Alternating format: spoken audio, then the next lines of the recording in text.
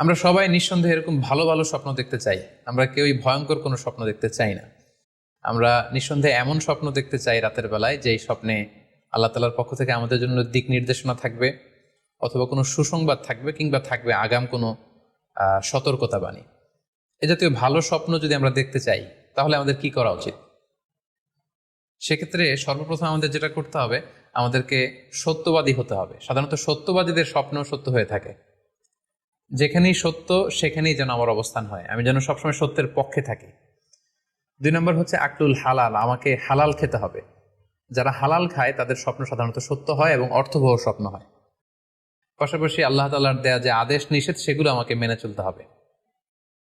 4 নম্বরে রাত্রিবেলা আমি যখন ঘুমাবো আমাকে অজু করে ঘুমাতে হবে।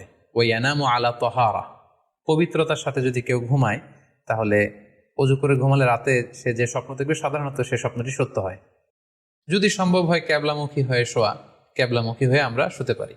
এই বিষয়গুলো যদি আমরা এনশিওর করতে পারি, অর্থাৎ সত্যবাদী হওয়া, হালাল খাবার খাওয়া, আল্লাহর দেয়া বিধিনিষেধ সবসময় মেনে চলবার চেষ্টা করা, রাত্রিবেলা অজু অবস্থায় ঘুমানোর অভ্যেস করা, পাশাপাশি ক্যাবলামুখী হয়ে শোয়ার চেষ্টা করা, এই বিষয়গুলো যদি আমরা মেনটেন করার চেষ্টা করি তাহলে আমরা যে স্বপ্নগুলো দেখব সেগুলো সত্য স্বপ্ন হবে বলে আমরা আশা করি। প্রিয় সুধী, এবারে আমরা জানবো স্বপ্নের দ্বিতীয় প্রকারের ব্যাপারে, অর্থাৎ যেটাকে আরবিতে বলা হচ্ছে হলম, বা আমরা বলেছি শয়তানি, যেটা শয়তানের পক্ষ থেকে আসে। সেক্ষেত্রে শয়তান এটা সাধারণত মানুষকে ভয় দেখানোর জন্য, ঘুমের মধ্যে তার কোনো অকল্যাণ করার জন্য যে স্বপ্নটা দেখায়, এটা হচ্ছে শয়তানি। সেক্ষেত্রে সহিহ মুসলিমের একটি হাদিসের কথা আমরা এখানে উল্লেখ করতে পারি। সেখানে আল্লাহ রাসূল সাল্লাল্লাহু আলাইহি ওয়াসাল্লাম বলেছেন, আর রুইয়া মিনাল্লাহ, ভালো স্বপ্ন হচ্ছে আল্লাহর পক্ষ থেকে, ওয়াল হুলমু মিনাশ শাইতান, আর খারাপ স্বপ্ন হচ্ছে শয়তানের পক্ষ থেকে। এখন কেউ যদি আমরা এই ভয়ঙ্কর স্বপ্ন রাতে দেখে ফেলি, যেটাকে আমরা নাইট মেয়ার বলি বা হরর ড্রিম বলি, ভয়ঙ্কর স্বপ্ন বা দুঃস্বপ্ন, যেটা দেখে আমরা খুব হাঁপিয়ে উঠি, আমাদের শ্বাস প্রশ্বাসের গতিবিধি বেড়ে যায়, আমরা খুব ভয় পাই, প্রচণ্ড ভয়ে আমরা আতকে উঠি এবং ঘুম ভেঙে যায় আমাদের, এরকম ভয়ঙ্কর স্বপ্ন যদি আমরা দেখি তখন আমরা কি করব? এ ব্যাপারে কি ইসলামের কোনো দিক নির্দেশনা আছে? হ্যাঁ, অবশ্যই দিক নির্দেশনা আছে।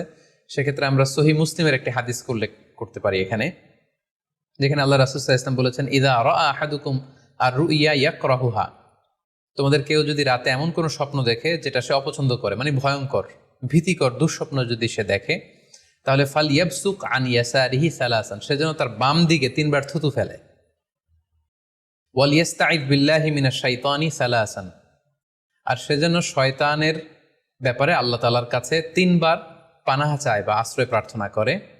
ওয়াল ইয়াতাহাওয়াল আন জামবিহি আল্লাযী কানা আলাই, আর যে পাশে হয়ে সে শুয়েছিল সে পাশ চেঞ্জ করে অন্য পাশ হয়ে যেন সে ঘুমায়। সুবহানাল্লাহি বিহামদি, কত চমৎকার দিক নির্দেশনা।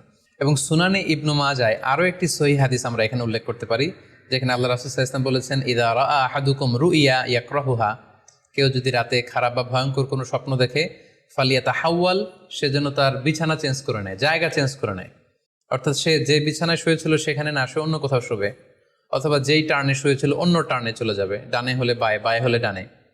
ওয়াল ইয়াতফুল আন ইয়াসারিহি সালাসান, এবং তার বাম দিকে যেন সে 3 বার থুতু ফেলে।